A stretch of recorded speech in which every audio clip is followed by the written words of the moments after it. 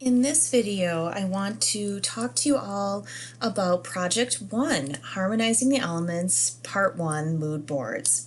So by now you should have all read over the project requirements, and I just want to reiterate a couple of things with that and then just give you sort of a brief discussion and critique of some of the examples and what you should be thinking about and working towards with this assignment. So this project is the first of two parts. So what we're going to be doing is creating 3 mood boards. And then with the second part of the project, we'll actually be selecting one and moving forward with it. Okay, so you've been given 3 sets of words: cozy, warm, and secure, lively, fun, and invigorating, peaceful, balanced, and calm. So with those words, you will be creating 3 distinctly different mood boards using images that you can collect from, anywhere that you want. You can scan things out of books, magazines, you can take pictures yourself, photographs, you can do some drawings if you'd like, find things online, which is probably, of course, the most common, whatever you'd like to do. And then you'll be compiling them into 3 different compositions. Each board will be 15 by 15 inches, so they're square, and this will also kind of carry over to the second part of this project. How you choose to put these together is completely up to you. PowerPoint, Photoshop, Illustrator, Google Slides, whatever you like to use, however you like to work is completely fine. Even if you really wanted to do it by hand, compile it, and take photographs of that, that could be an option if that's a route you wanted to go. Once they're complete, you'll be uploading them all as one PDF file. So let's take a few minutes here to look at a couple of examples. Okay, so this particular example, first thing I'd like you to notice, and then ignore, I guess, is on the sides of the boards here, you'll see these are printer's marks. Ignore those. Those were just from the printing process. It was used to help cut this out. So the actual composition ends at these corners and has a nice clean white border around. So those are just printer's marks. But looking at the boards themselves, here you'll see peaceful, balanced, and calm, lively, fun, and invigorating, cozy, warm, and secure. Great. So I would say this would be an example of a very traditional, straightforward, neat, clean, concise mood board. All of the images are rectilinear. They have nice, neat, clean, consistent margins, and they're very easy to understand. You'll also see between each mood board, there is very predictable consistency in the structure, the words being in the center, the color palette running across the bottom, and that type of a look. And this is a great way to go. Very professional, very, dare I say safe, but it looks great, right? So as you're working on your mood boards, first thing you're going to be thinking about is how you want it to look, the type of structure. And this is kind of the first way to start. Then you'll be wanting to think about what those words mean, the type of font you might use. You'll notice this person changed the font for each board.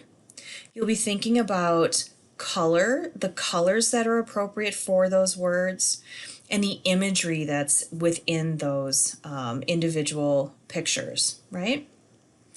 Okay, so moving on to the next example.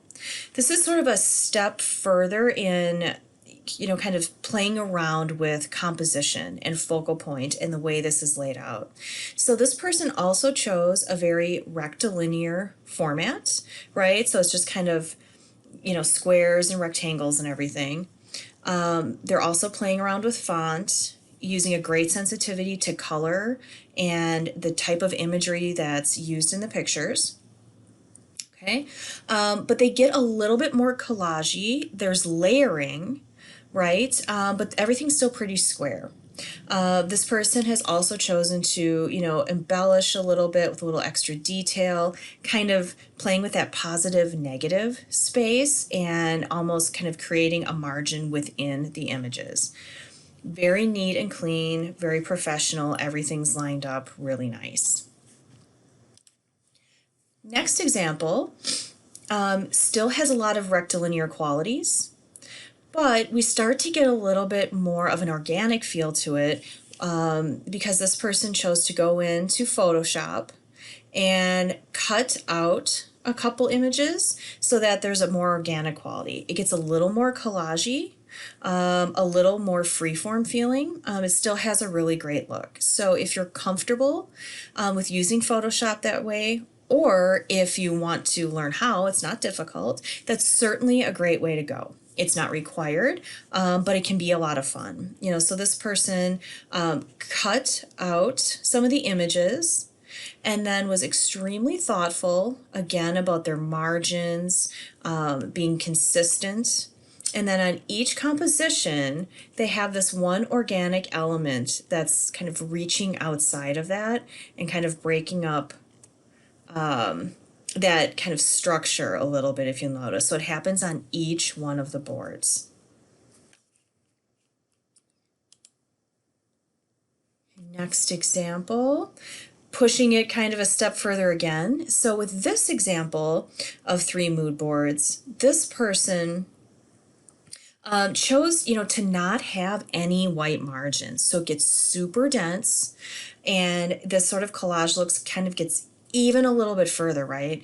And they cut out more imagery and they start to layer. So you can almost picture this as being something you could touch. You could almost feel like it was kind of glued down or something like that. And they also work the words into the composition more. So instead of feeling maybe quite as sort of just labeled, put in a box, cozy, warm, secure, this person kind of, put them on that piece of paper and started to intertwine the text with the composition a little bit, which can be a really cool effect, right? So it just depends how you want to go. So this gets a little bit more kind of artsy feeling, a little bit more expressive. So one is not better than the other. It's kind of a personal choice and how you like to work. Okay, so that's a great example. Next one here, kind of similar, right? So has that full spread. So there's not a true white margin anywhere, and there doesn't need to be if you don't want to.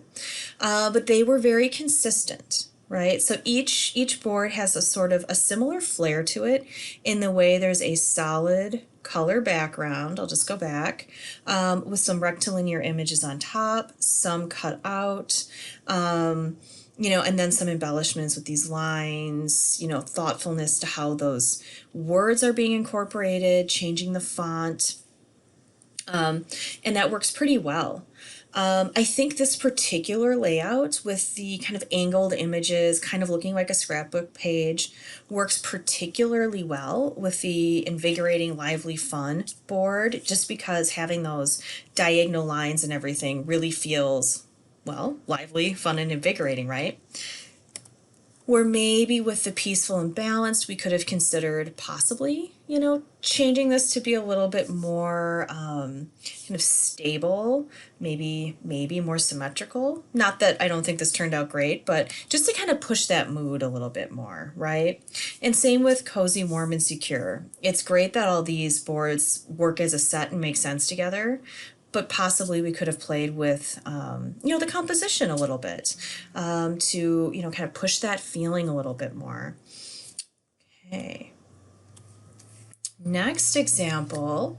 Okay, again, we just have a few printer's marks in the corner, so ignore those. There was just a nice big, probably about inch margin going all the way around that really framed in these boards nicely. So these are truly lovely examples of mood boards. They're going for that kind of light, airy, very, dare I say feminine type of a look, right? clean borders, but with a little bit of that sort of overlapping scrapbooky quality to it, but kind of with a light touch, right? So, this person went in, did do a little bit of cutting out to kind of layer a few things in there, but it kind of reads a bit more subtle, I think, than some of the others. And that's just a personal choice. So the lively, fun, and invigorating board also has all those qualities of the previous warm and cozy and secure, but the color that this person used really makes it feel different, right? So we're going from these kind of earthy tones and kind of fall colors, which are kind of a default, right, for cozy, warm, and secure, but by no means need to be what you pick. Have fun with it. But then we get, lively, fun, invigorating with these, essentially primary colors. And the image choice is also super cool and interesting, right? They're actually paintings. So when we think of lively, fun, and invigorating, I think we tend to think of very dynamic imagery, right? A lot of activity or density or something. And these are actually very simple, which I think is just such a unique take on this type of, mood board. So really interesting. And then peaceful, balanced, calm, going for those very soft, kind of pastel, muted tones, very simple font, really pushing those moods. And again, the color sensitivity is important. And also thinking forward, you're going to be picking one of these boards depending on the client you get and using it to drive your design. So something to keep in the back of your head. Okay. This example is lovely. Again, so many wonderful examples. And this student really showed exceptional restraint, which I think is very hard, left a lot of white space, and really kind of created a piece of art in a sense with each one, choosing to keep some things rectilinear, cutting out other shapes, and then creating these this color palette in the background that actually acts as, part of the background and as a stable element, which is really interesting. Working in those words, those mood words, in a very thoughtful way. This really has sort of an editorial, almost, magazine or sort of a museum type of quality, which I think is really, really interesting. So very sensitive, very thoughtful, and it just has a really wonderful feeling to it. That recipe right here, by the way, I believe, if I remember correctly, was her grandma's recipe, which I thought was super cool, and kind of bringing something personal to a project like that is really neat if you're into doing things like that. Then my last example here is really, I think, different. Each one of these is different. But this particular person chose to not only think intensely about color selection and what is in each image, but then laid it out in this geometric pattern that connected from one board to the next.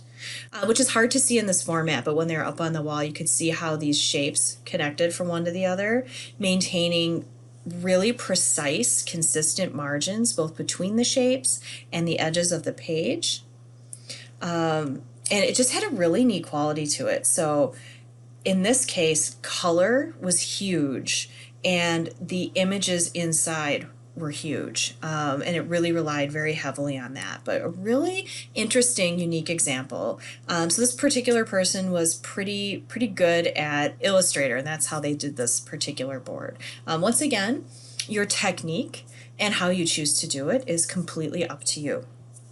So just a few key things to keep in mind as you're collecting images, you're looking at fonts, and you're thinking about style and how you want to do yours. So first thing, think about color. So as you're thinking about what it means to be cozy, warm, and secure, what it means to be fun, lively, invigorating, really think about the color palette, the colors you're collecting, and how those evoke moods. And the examples I showed are what these particular students did. What that means to you might be different, and that's fine. What's lively to you is different than what's lively to another person, and that's okay. So really start exploring that, and the important thing is that when you look at the three boards, they're distinctly different from each other. So the colors should be noticeably different. It's not that you can't have repeating colors, of course, because having a thread tie through makes sense, but you really want there to be a noticeable difference. Be thoughtful about imagery. So if you have a board about being peaceful, balanced, and calm, you want to have imagery that makes sense with that, right? Versus lively, invigorating. Those are going to have different types of looks. You want to think about varying scale, both in terms of image content and size of images themselves. So the images you select, are they dense and full of tiny things?